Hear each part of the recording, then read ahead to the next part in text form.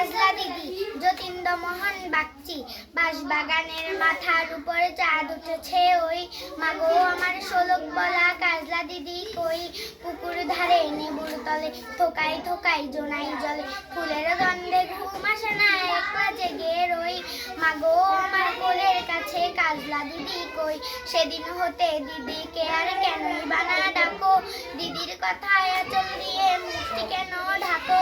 খাবার খেতে আসি যখন দিদি বলে ডাকি, তখন ও ঘর থেকে কেন মায়ার দিদি আসে না কো। আমি ডাকি তুমি কেন চুপটি করে থাকো, বলো মা দিদি কোথায় গেছে, আসবে আবার কবে।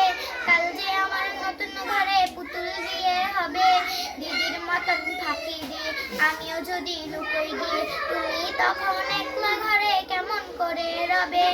আমিও নাই দিদিও নাই কেমন মজা হবে। ভুল চাপাতে ভরে গেছে শিউলি গাছের তল, মারা শুনে মা পুকুরে থেকে আনবে যখন জল। ডালিম গাছের ডালের ফাঁকে বুলবুলিটি লুকিয়ে থাকে, তৃষ্ণা তারে উড়ে মাগো ছিঁড়তে গিয়ে ফল। দিদি এসে শুনবে যখন বলবে কি মা বল, বাঁশবাগানের মাথার উপরে চাঁদ উঠেছে ওই, এমন সময় মাগো আমার কাজলা দিদি কই। বেড়ার ধারে পুকুর পারে ঝিঝি ডাকে ঝোপে ঝাড়ে, নেবুর গন্ধে ঘুম আসে না তাই তো জেগে রই। রাত হলো যে মাগো আমার কাজলা দিদি কই।